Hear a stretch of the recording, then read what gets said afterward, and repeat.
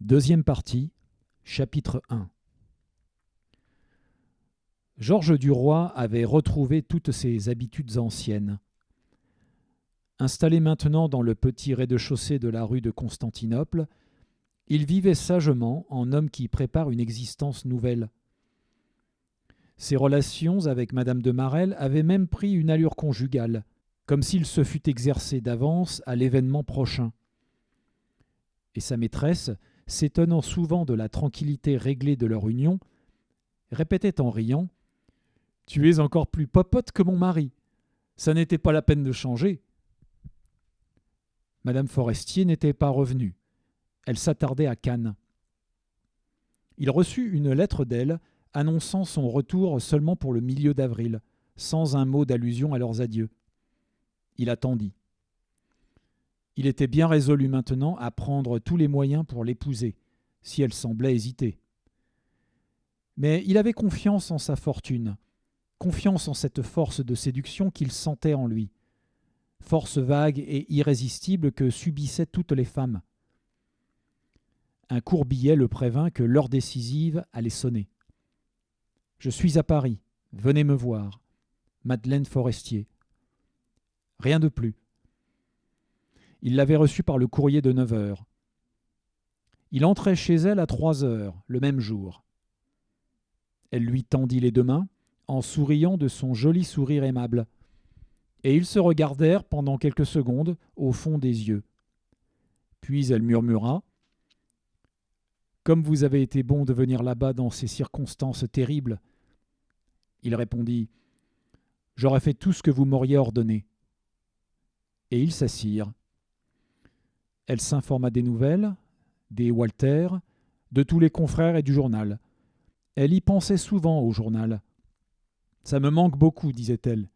Mais beaucoup. J'étais devenu journaliste dans l'âme. Que voulez-vous, j'aime ce métier-là. » Puis elle se tut.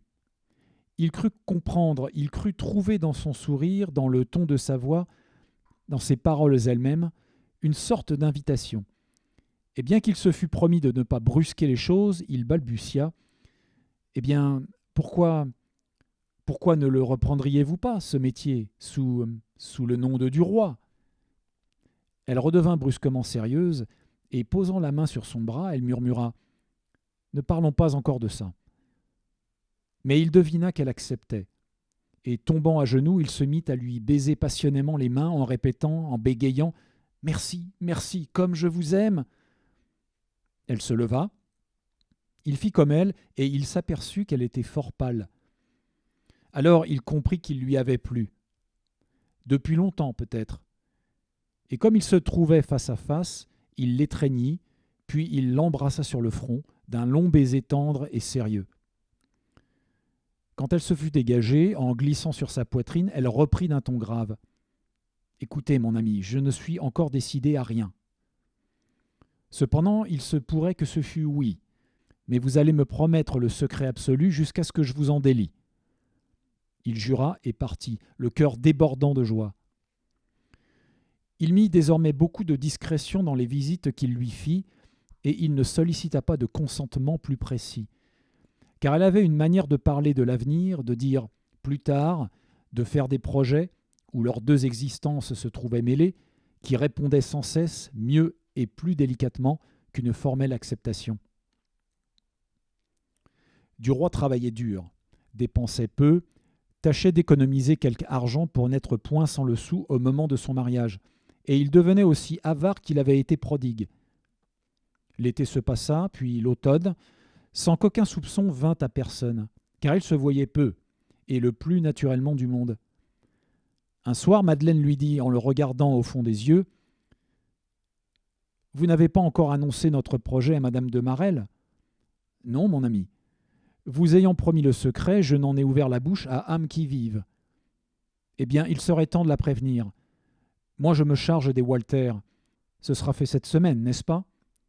Il avait rougi. « Oui, dès demain. » Elle détourna doucement les yeux, comme pour ne point remarquer son trouble, et reprit. « Si vous le voulez, nous pourrons nous marier au commencement de mai. Ce serait très convenable. » J'obéis en tout avec joie. Le 10 mai, qui est un samedi, me plairait beaucoup parce que c'est mon jour de naissance. Soit, le 10 mai.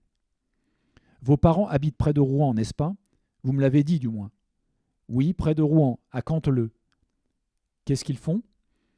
Ils sont petits rentiers. Ah, j'ai un grand désir de les connaître. Il hésita, fort perplexe. Mais c'est que ils sont... Puis il prit son parti en homme vraiment fort.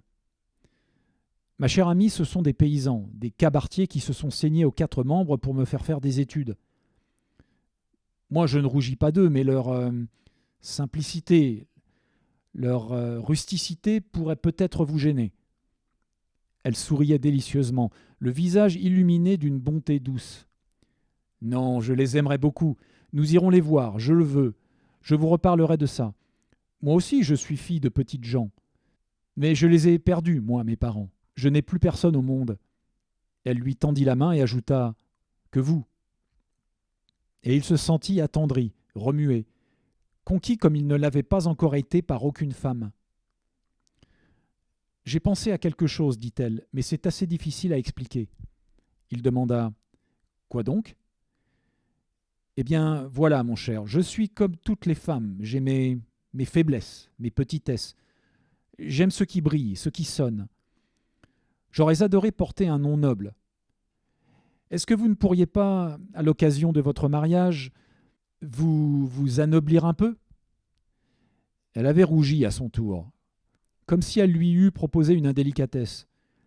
Il répondit simplement « J'y ai bien souvent songé, mais cela ne me paraît pas facile. » Pourquoi donc? Il se mit à rire. « Parce que j'ai peur de me rendre ridicule. » Elle haussa les épaules.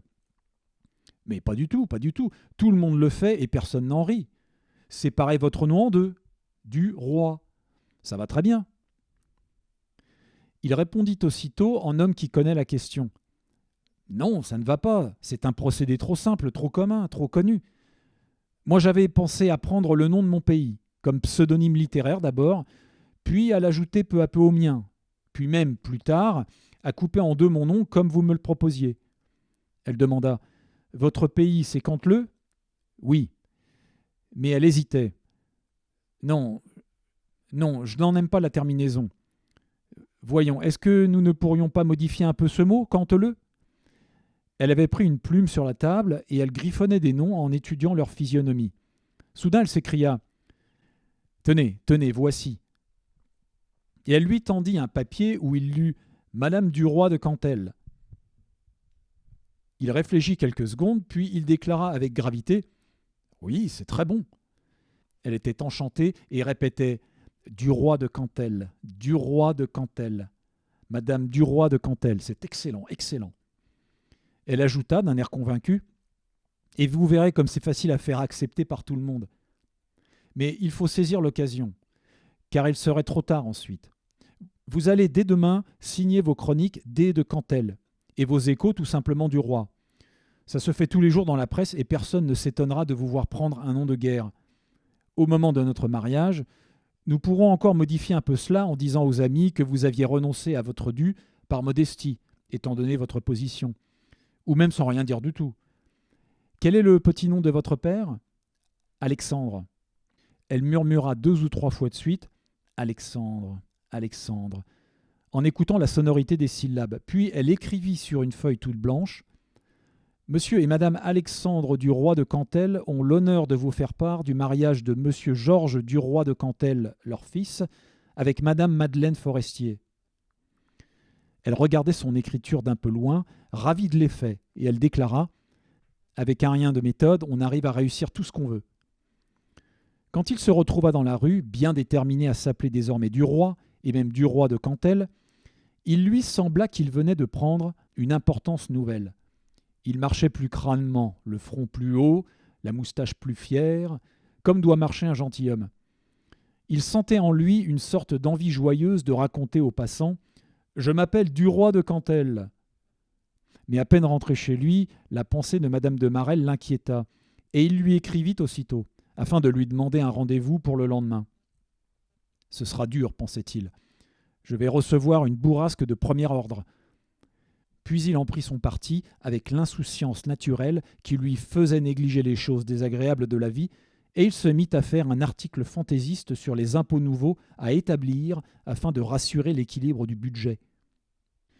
Il y fit figurer la particule nobiliaire pour 100 francs par an et les titres depuis baron jusqu'à prince pour 500 jusqu'à 1000 francs. Et il signa D. de Cantel.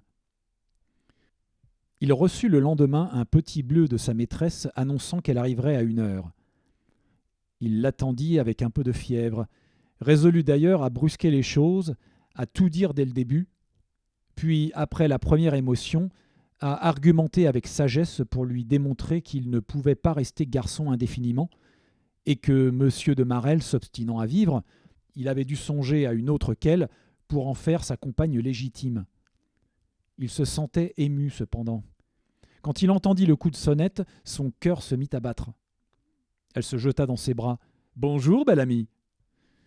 Puis, trouvant froid de son étreinte, elle le considéra et demanda « Qu'est-ce que tu as ?»« Assieds-toi, dit-il. Nous allons causer sérieusement. » Elle s'assit sans ôter son chapeau, relevant seulement sa voilette jusqu'au-dessus du front, et elle attendit. Il avait baissé les yeux. Il préparait son début. Il commença d'une voix lente. « Ma chère amie, tu me vois fort troublée, fort triste et fort embarrassée de ce que j'ai à t'avouer. Je t'aime beaucoup. Je t'aime vraiment du fond du cœur. Aussi la crainte de te faire de la peine m'afflige-t-elle plus encore que la nouvelle même que je vais t'apprendre. » Elle pâlissait, se sentant trembler, et elle balbutia. « Qu'est-ce qu'il y a ? Dis vite !» Il prononça d'un ton triste mais résolu, avec cet accablement fin dont on use pour annoncer les malheurs heureux. « Il y a que je me marie. » Elle poussa un soupir de femme qui va perdre connaissance. Un soupir douloureux venu du fond de la poitrine, et elle se mit à suffoquer, sans pouvoir parler, tant elle haletait. Voyant qu'elle ne disait rien, il reprit. « Tu ne te figures pas combien j'ai souffert avant d'arriver à cette résolution. Mais je n'ai ni situation ni argent, je suis seul, perdu dans Paris. Il me fallait auprès de moi quelqu'un qui fût surtout un conseil, une consolation et un soutien. C'est une associée, une alliée que j'ai cherchée et que j'ai trouvée. » Il se tut, espérant qu'elle répondrait, s'attendant à une colère furieuse, à des violences, à des injures. Elle avait appuyé une main sur son cœur comme pour le contenir, et elle respirait toujours par secousses pénibles qui lui soulevaient les seins et lui remuaient la tête. Il prit la main restée sur le bras du fauteuil, mais elle la retira brusquement. Puis elle murmura comme tombée dans une sorte d'hébétude. « Oh, mon Dieu !» Il s'agenouilla devant elle, sans oser la toucher cependant, et il balbutia, plus ému par ce silence qu'il ne l'eût été par des emportements.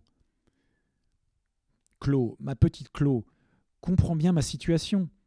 Comprends bien ce que je suis. Oh, si j'avais pu t'épouser toi, quel bonheur! Mais tu es marié, que pouvais-je faire? Réfléchis, voyons, réfléchis. Il faut que je me pose dans le monde, et je ne le puis pas faire tant que je n'aurai pas d'intérieur. Si tu savais, il y a des jours où j'avais envie de tuer ton mari. » Il parlait de sa voix douce, voilée, séduisante, une voix qui entrait comme une musique dans l'oreille. Il vit 2 larmes grossir lentement dans les yeux fixes de sa maîtresse, puis couler sur ses joues, tandis que 2 autres se formaient déjà au bord des paupières.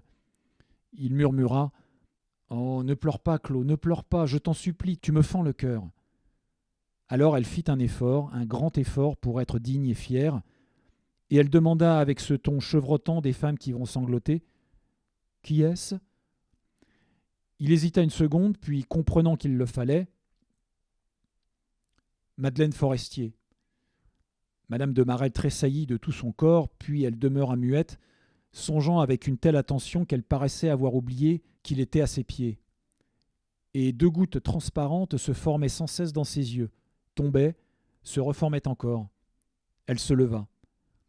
Duroy devina qu'elle allait partir sans lui dire un mot, sans reproche et sans pardon. Et il en fut blessé, humilié au fond de l'âme. Voulant la retenir, il saisit à plein bras sa robe, enlaçant à travers l'étoffe ses jambes rondes qu'il sentit se roidir pour résister. Il suppliait.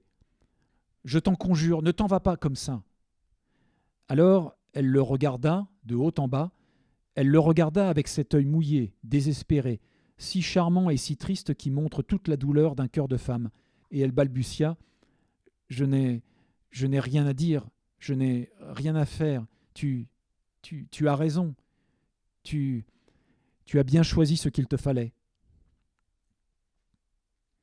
Et s'étant dégagée d'un mouvement en arrière, elle s'en alla, sans qu'il tentât de la retenir plus longtemps.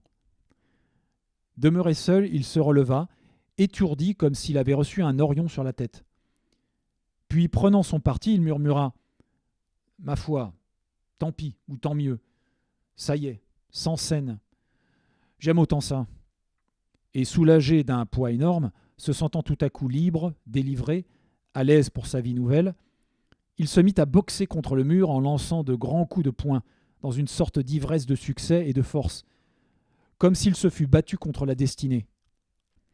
Quand madame Forestier lui demanda « Vous avez prévenu madame de Marelle ?» il répondit avec tranquillité « Mais oui. » Elle le fouillait de son œil clair. « Et ça ne l'a pas émue ?»« Mais non, pas du tout. Elle a trouvé ça très bien, au contraire. » La nouvelle fut bientôt connue. Les uns s'étonnèrent, d'autres prétendirent l'avoir prévue. D'autres encore sourirent en laissant entendre que ça ne les surprenait point.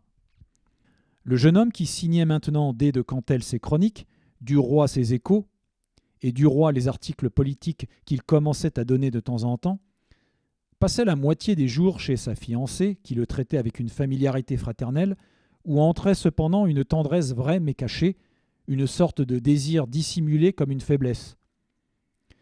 Elle avait décidé que le mariage se ferait en grand secret, en présence des seuls témoins, et qu'on partirait le soir même pour Rouen. On irait le lendemain embrasser les vieux parents du journaliste, et on demeurerait quelques jours auprès d'eux. Du roi s'était efforcé de la faire renoncer à ce projet, mais n'ayant pu y parvenir, il s'était soumis à la fin.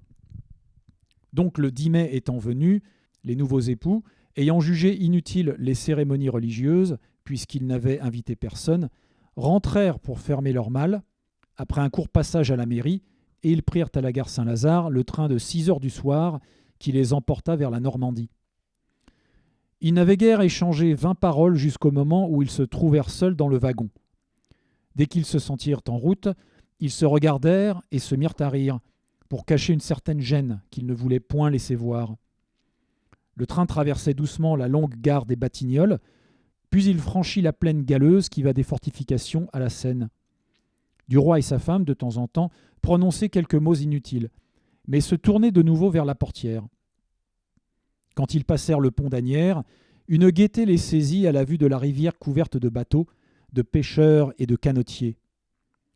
Le soleil, un puissant soleil de mai, répandait sa lumière oblique sur les embarcations et sur le fleuve calme qui semblait immobile, sans courant et sans remous, figé sous la chaleur et la clarté du jour finissant. Une barque à voile, au milieu de la rivière, ayant tendu sur ses deux bords 2 grands triangles de toile blanche pour cueillir les moindres souffles de brise, avait l'air d'un énorme oiseau prêt à s'envoler. Du roi murmura « J'adore les environs de Paris. J'ai des souvenirs de friture qui sont les meilleurs de mon existence. » Elle répondit « Et les canaux, comme c'est gentil de glisser sur l'eau au coucher du soleil. » Puis ils se turent comme s'ils n'avaient point osé continuer ces épanchements sur leur vie passée, et ils demeurèrent muets, savourant peut-être déjà la poésie des regrets. Du roi, assis en face de sa femme, prit sa main et la baisa lentement. « Quand nous serons revenus, dit-il, nous irons quelquefois dîner à Chatou. » Elle murmura « Nous aurons tant de choses à faire », sur un ton qui semblait signifier « Il faudra sacrifier l'agréable à l'utile ». Il tenait toujours sa main, se demandant avec inquiétude par quelle transition il arriverait aux caresses. Il n'eût point été troublé de même devant l'ignorance d'une jeune fille. Mais l'intelligence alerte et rusée qu'il sentait en Madeleine rendait embarrassée son attitude. Il avait peur de lui sembler niais, trop timide ou trop brutal, trop lent ou trop prompt. Il serrait cette main par petites pressions, sans qu'elle répondît à son appel. Il dit « Ça me semble très drôle que vous soyez ma femme. » Elle parut surprise.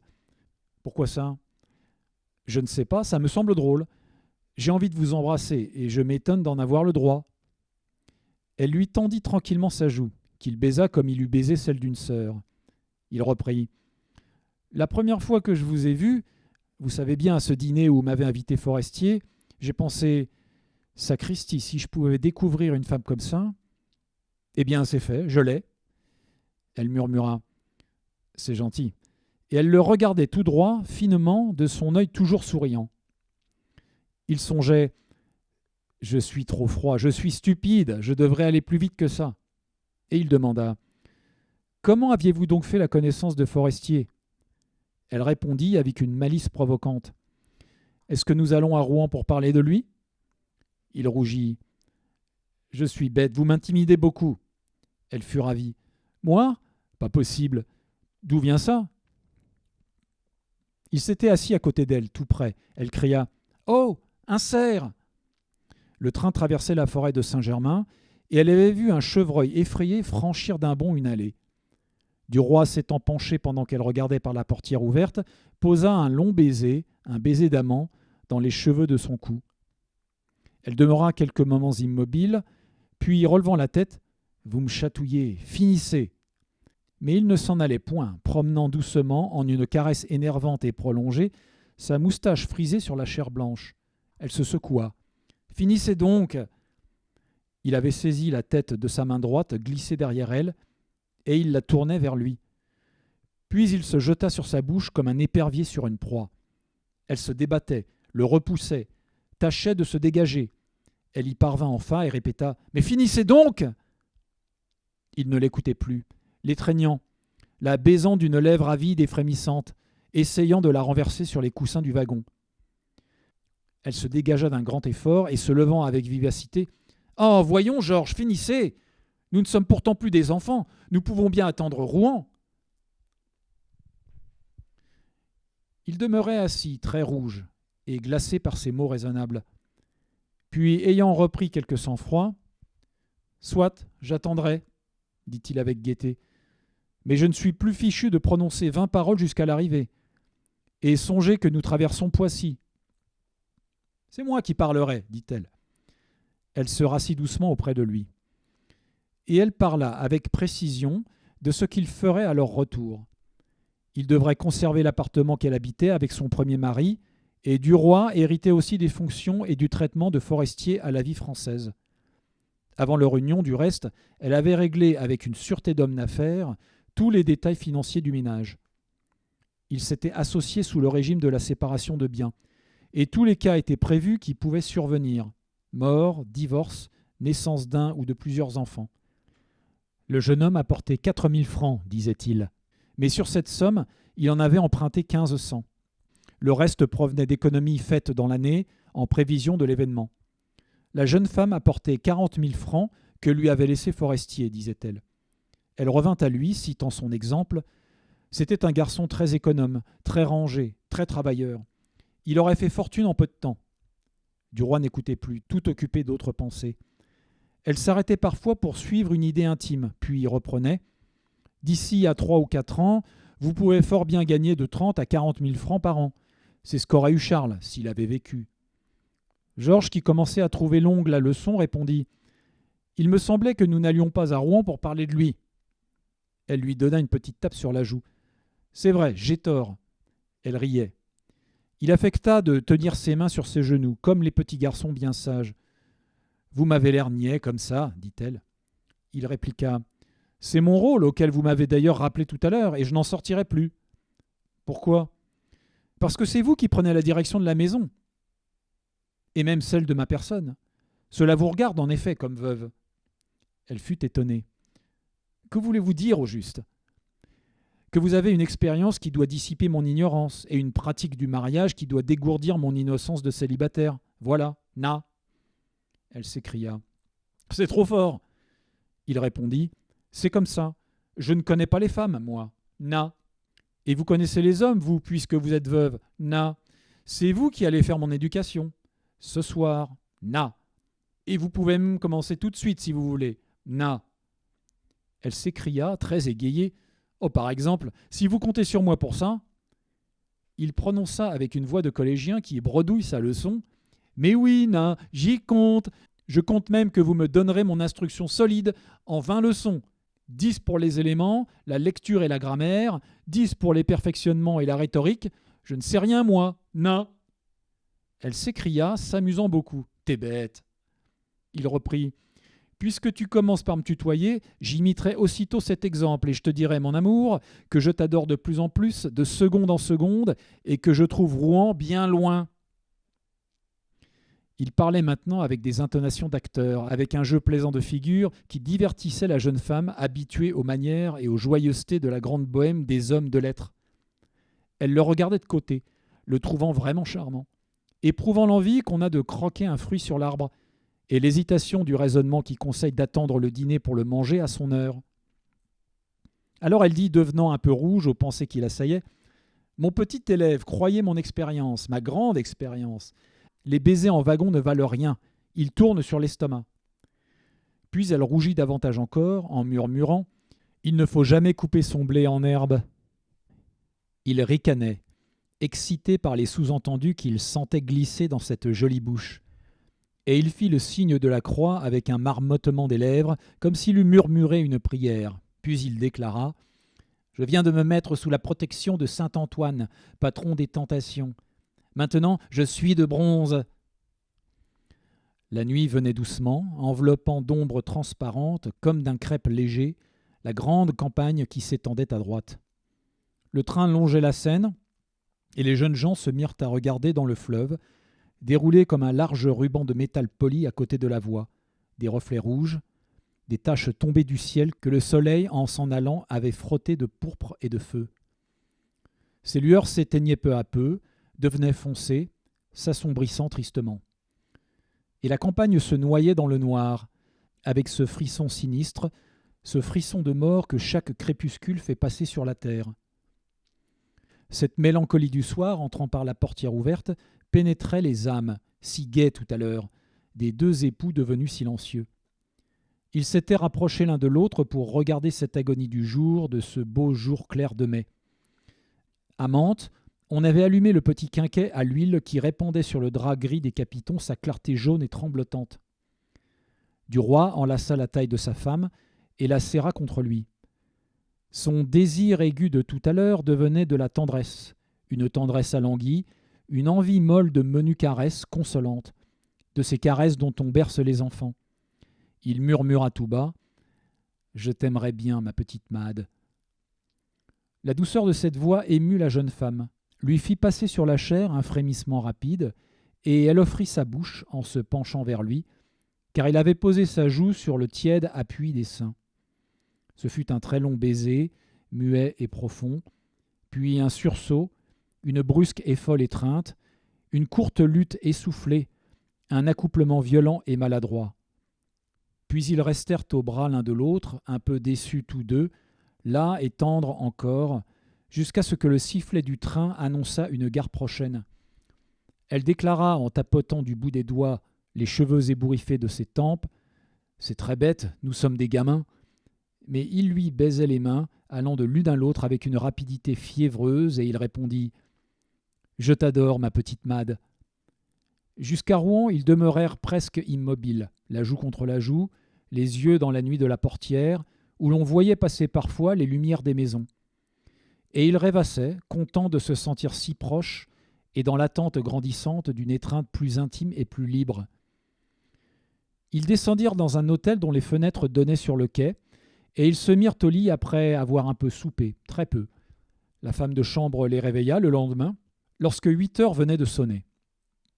Quand ils eurent bu la tasse de thé posée sur la table de nuit, Duroy regarda sa femme, puis brusquement, avec l'élan joyeux d'un homme heureux qui vient de trouver un trésor, il la saisit dans ses bras en balbutiant « Ma petite Made, je sens que je t'aime beaucoup, beaucoup, beaucoup !» Elle souriait de son sourire confiant et satisfait, et elle murmura en lui rendant ses baisers « Et moi aussi, peut-être ?» Mais il demeurait inquiet de cette visite à ses parents. Il avait déjà souvent prévenu sa femme, il l'avait préparée, sermonnée, il crut bon de recommencer. « Tu sais, ce sont des paysans de campagne, et non pas d'opéra comique. » Elle riait. « Mais je le sais, tu me l'as déjà dit. Voyons, lève-toi et laisse-moi me lever aussi. » Il sauta du lit en mettant ses chaussettes. Nous serons très mal à la maison, très mal. Il n'y a qu'un vieux lit à paillasse dans ma chambre, et on ne connaît pas les sommiers à Canteleu. » Elle semblait enchantée. « Tant mieux, ce sera charmant de mal dormir auprès de toi, et d'être réveillée par le chant des coqs. » Elle avait passé son peignoir, un grand peignoir de flanelle blanche que Duroy reconnut aussitôt. Cette vue lui fut désagréable. Pourquoi ? Sa femme possédait, il le savait bien, une douzaine entière de ses vêtements de matinée. Elle ne pouvait pourtant point détruire son trousseau pour en acheter un neuf. N'importe, il eût voulu que son linge de chambre, son linge de nuit, son linge d'amour ne fût plus le même qu'avec l'autre. Il lui semblait que l'étoffe moelleuse et tiède devait avoir gardé quelque chose du contact de Forestier. Et il alla vers la fenêtre en allumant une cigarette. La vue du port, du large fleuve plein de navires aux mâts légers, de vapeurs trapues, que des machines tournantes vidaient à grand bruit sur les quais, le remua, bien qu'il connût cela depuis longtemps. Et il s'écria « Bigre, que c'est beau !» Madeleine accourut et, posant ses deux mains sur une épaule de son mari, penchée vers lui dans un geste abandonné, elle demeura ravie, émue. Elle répétait « Oh, que c'est joli, que c'est joli ! Je ne savais pas qu'il y eût tant de bateaux que ça !» Ils partirent 1 heure plus tard, car ils devaient déjeuner chez les vieux, prévenus depuis quelques jours. Un fiacre découvert et rouillé les emporta avec un bruit de chaudronnerie secouée. Ils suivirent un long boulevard assez laid, puis traversèrent des prairies où coulait une rivière, puis ils commencèrent à gravir la côte. Madeleine, fatiguée, s'était assoupie sous la caresse pénétrante du soleil qui la chauffait délicieusement au fond de la vieille voiture, comme si elle eût été couchée dans un bain tiède de lumière et d'air champêtre. Son mari la réveilla. « Regarde, dit-il. » Il venait de s'arrêter aux 2 tiers de la montée, à un endroit renommé pour la vue, où l'on conduit tous les voyageurs. On dominait l'immense vallée, longue et large, que le fleuve clair parcourait d'un bout à l'autre, avec de grandes ondulations. On le voyait venir de là-bas, taché par des îles nombreuses, et décrivant une courbe avant de traverser Rouen.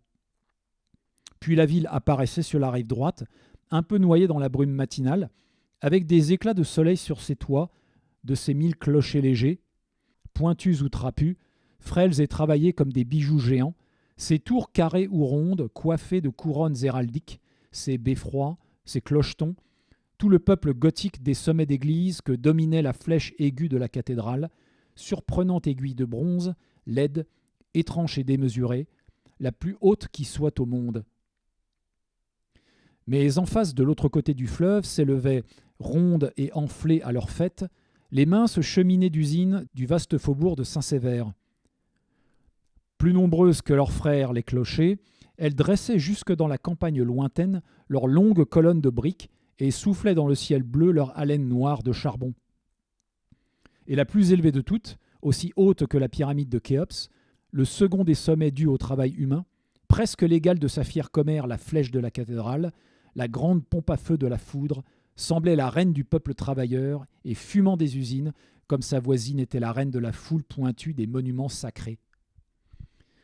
Là-bas, derrière la ville ouvrière, s'étendait une forêt de sapins.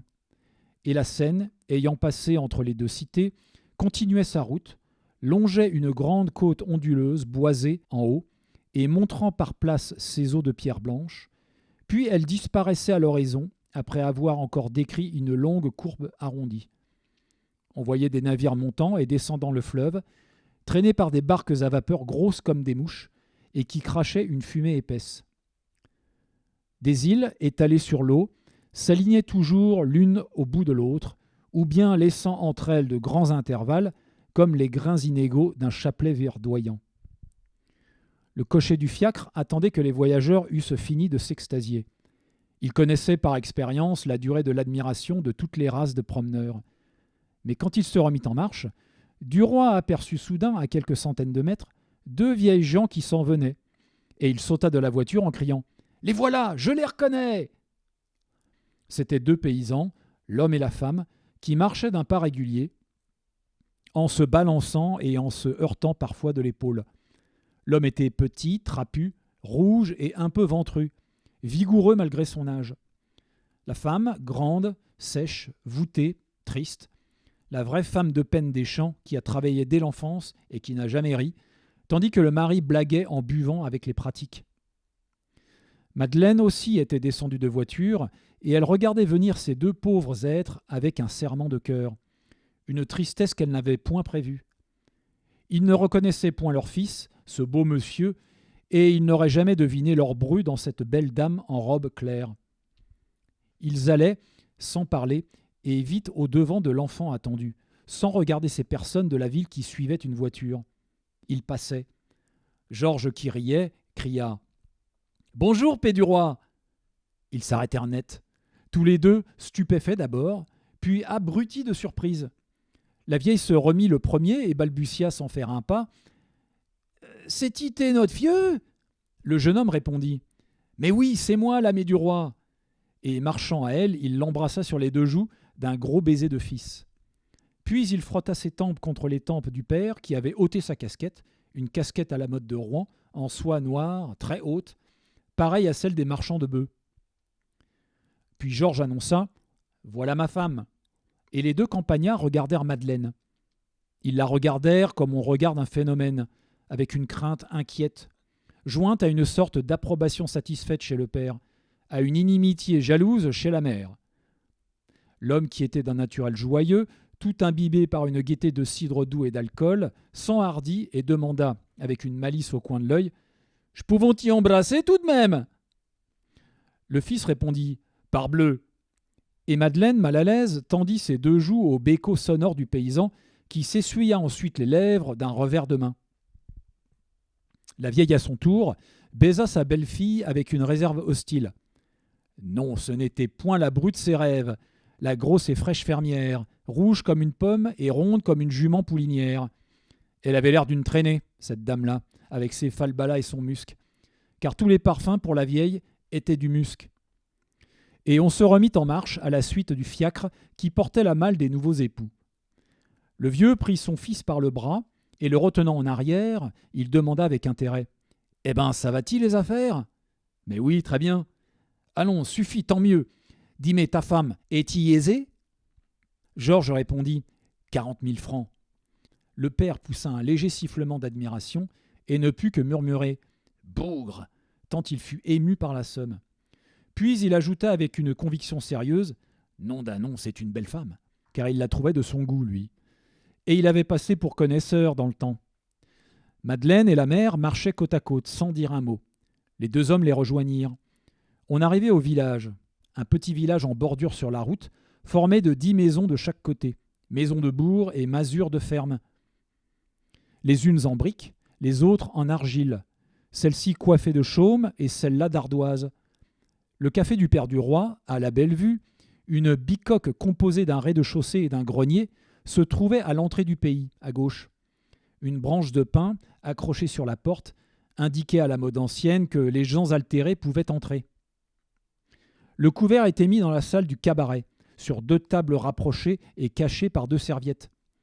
Une voisine, venue pour aider au service, salua d'une grande révérence en voyant apparaître une aussi belle dame, puis reconnaissant Georges, elle s'écria « Seigneur Jésus, c'est ité Pétiot !» Il répondit gaiement « Oui, c'est moi, là, mes brûlins !» Et il l'embrassa aussitôt, comme il avait embrassé père et mère. Puis il se tourna vers sa femme. « Viens dans notre chambre, dit-il, tu te débarrasseras de ton chapeau. » Il la fit entrer par la porte de droite dans une pièce froide, carrelée, toute blanche, avec ses murs peints à la chaux et son lit aux rideaux de coton. Un crucifix au-dessus d'un bénitier et 2 images coloriées représentant Paul et Virginie sous un palmier bleu et Napoléon Ier sur un cheval jaune ornaient seul cet appartement propre et désolant. Dès qu'ils furent seuls, il embrassa Madeleine. « Bonjour, Mad, je suis content de revoir les vieux. Quand on est à Paris, on n'y pense pas. Et puis quand on se retrouve, ça fait plaisir tout de même. » Mais le père criait en tapant du poing la cloison. « Allons, allons, la soupe est cuite !» Et il fallut se mettre à table. Ce fut un long déjeuner de paysans avec une suite de plats mal assortis, une andouille après un gigot, une omelette après l'andouille.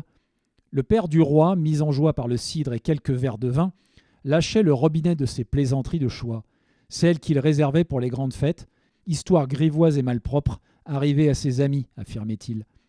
Georges, qui les connaissait toutes, riait cependant, grisé par l'air natal, ressaisi par l'amour inné du pays, des lieux familiers dans l'enfance, par toutes les sensations, tous les souvenirs retrouvés, toutes les choses d'autrefois revues, des riens, une marque de couteau dans une porte, une chaise boiteuse rappelant un petit fait, des odeurs de sol, le grand souffle de résine et d'arbres venus de la forêt voisine, les senteurs du logis, du ruisseau, du fumier. La mère du roi ne parlait point, toujours triste et sévère, épiant de l'œil sa bru avec une haine éveillée dans le cœur, une haine de vieille travailleuse, de vieille rustique aux doigts usés, aux membres déformés par les dures besognes, contre cette femme de ville qui lui inspirait une répulsion de maudite, de réprouvée, d'être impur fait pour la fainéantise et le péché.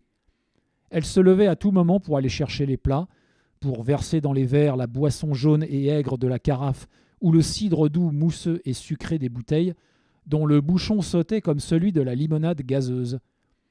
Madeleine ne mangeait guère, ne parlait guère, demeurait triste avec son sourire ordinaire figé sur les lèvres, mais un sourire morne, résigné. Elle était déçue, navrée. Pourquoi ? Elle avait voulu venir. Elle n'ignorait point qu'elle allait chez des paysans, chez des petits paysans. Comment les avait-elle donc rêvés, elle qui ne rêvait pas d'ordinaire ? Le savait-elle ? Est-ce que les femmes n'espèrent point toujours autre chose que ce qui est ? Les avait-elle vus de loin plus poétiques ? Non, mais plus littéraires peut-être, plus nobles, plus affectueux, plus décoratifs. Pourtant, elle ne les désirait point distinguer comme ceux des romans. D'où venait donc qu'ils la choquaient par mille choses menues, invisibles, par mille grossièretés insaisissables, par leur nature même de rustre, par ce qu'ils disaient, par leurs gestes et leur gaieté ? Elle se rappelait sa mère à elle, dont elle ne parlait jamais à personne, une institutrice séduite, élevée à Saint-Denis et morte de misère et de chagrin quand Madeleine avait 12 ans. Un inconnu avait fait élever la petite fille. Son père, sans doute ? Qui était-il ? Elle ne le sut point au juste, bien qu'elle eût de vagues soupçons. Le déjeuner ne finissait pas. Des consommateurs entraient maintenant, serraient les mains du père du roi, s'exclamaient en voyant le fils et, regardant de côté la jeune femme, clignaient de l'œil avec malice, ce qui signifiait « Sacré matin, elle n'est pas piquée des vers, l'épouse de Georges du roi ». D'autres, moins intimes, s'asseyaient devant les tables de bois et criaient « Un litre, une chope, 2 fines, un raspail !» Et ils se mettaient à jouer au domino en tapant à grand bruit les petits carrés d'os blancs et noirs. La mère du roi ne cessait plus d'aller et de venir, servant les pratiques avec son air lamentable, recevant l'argent, essuyant les tables du coin de son tablier bleu. La fumée des pipes de terre et des cigares d'un sou emplissait la salle. Madeleine se mit à tousser et demanda « Si nous sortions, je n'en puis plus. » On n'avait point encore fini. Le vieux du roi fut mécontent. Alors elle se leva et alla s'asseoir sur une chaise devant la porte, sur la route, en attendant que son beau-père et son mari eussent achevé leur café et leur petit verre. Georges la rejoignit bientôt. « Veux-tu dégringoler jusqu'à la Seine » dit-il. Elle accepta avec joie. « Oh oui, allons !» Ils descendirent la montagne, louèrent un bateau à Croisset, et ils passèrent le reste de l'après-midi le long du Nil, sous les saules, somnolents tous deux, dans la chaleur douce du printemps, et bercés par les petites vagues du fleuve. Puis ils remontèrent à la nuit tombante. Le repas du soir, à la lueur d'une chandelle, fut plus pénible encore pour Madeleine que celui du matin. Le père du roi, qui avait une demi-saoulerie, ne parlait plus. La mère gardait sa mine revêche. La pauvre lumière jetait sur les murs gris les ombres des têtes avec des nez énormes et des gestes démesurés. On voyait parfois une main géante lever une fourchette pareille à une fourche vers une bouche qui s'ouvrait comme une gueule de monstre quand quelqu'un, se tournant un peu, présentait son profil à la flamme jaune et tremblotante. Dès que le dîner fut achevé, Madeleine entraîna son mari dehors pour ne point demeurer dans cette salle sombre où flottait toujours une odeur âcre de vieilles pipes et de poissons répandus. Quand ils furent sortis, « Tu t'ennuies déjà » dit-il. Elle voulut protester. Il l'arrêta. « Non, je l'ai bien vu. Si tu le désires, nous partirons demain. » Elle murmura. « Oui, je veux bien. » Ils allaient devant eux doucement. C'était une nuit tiède dont l'ombre caressante et profonde semblait pleine de bruits légers, de frôlements, de souffles. Ils étaient entrés dans une allée étroite, sous des arbres très hauts, entre deux taillis d'un noir impénétrable. Elle demanda « Où sommes-nous » Il répondit « Dans la forêt. » « Elle est grande ?»« Très grande, une des plus grandes de la France. » Une senteur de terre, d'arbres, de mousse, ce parfum frais et vieux des bois touffus, fait de la sève des bourgeons et de l'herbe morte et moisie des fourrés, semblait dormir dans cette allée. En levant la tête, Madeleine apercevait des étoiles entre les sommets des arbres, et bien qu'aucune brise ne remuât les branches, elle sentait autour d'elle la vague palpitation de cet océan de feuilles. Un frisson singulier lui passa dans l'âme et lui courut sur la peau. Une angoisse confuse lui serra le cœur. Pourquoi ? Elle ne comprenait pas. Mais il lui semblait qu'elle était perdue, noyée, entourée de périls, abandonnée de tous, seule au monde, sous cette voûte vivante qui frémissait là-haut. Elle murmura « J'ai un peu peur, je voudrais retourner. » « Eh bien, revenons. Et nous repartirons pour Paris demain ? » ?»« Oui, demain. »« Demain matin ? » ?»« Demain matin, si tu veux. » Ils rentrèrent. Les vieux étaient couchés. Elle dormit mal. Réveillée sans cesse par tous les bruits nouveaux pour elle de la campagne, les cris des chouettes, le grognement d'un porc enfermé dans une hutte contre le mur, et le chant d'un coq qui claironna dès minuit. Elle fut levée et prête à partir aux premières lueurs de l'aurore. Quand Georges annonça aux parents qu'il allait s'en retourner, ils demeurèrent saisis tous deux. Puis ils comprirent d'où venait cette volonté. Le père demanda simplement « Je te reverrons-ils bientôt ?»« Mais oui, dans le courant de l'été. »« Allons, tant mieux. » La vieille grogna « Je te souhaite de ne point regretter ce que t'as fait. » Il leur laissa 200 francs en cadeau pour calmer leur mécontentement. Et le fiacre qu'un gamin était allé chercher, ayant paru vers 10 heures, les nouveaux époux embrassèrent les vieux paysans et repartirent. Comme ils descendaient la côte, Duroy se mit à rire. « Voilà, dit-il, je t'avais prévenu. Je n'aurais pas dû te faire connaître monsieur et madame Duroy de Cantel, père et mère. » Elle se mit à rire aussi, et répliqua « Je suis enchanté maintenant, ce sont de braves gens que je commence à aimer beaucoup. Je leur enverrai des gâteries de Paris. » Puis elle murmura « Duroy de Cantel, tu verras que personne ne s'étonnera de nos lettres de faire part. Nous raconterons que nous avons passé 8 jours dans la propriété de tes parents. » Et se rapprochant de lui, elle effleura d'un baiser le bout de sa moustache. « Bonjour, Géo. » Il répondit « Bonjour, Mad » en passant une main derrière sa taille.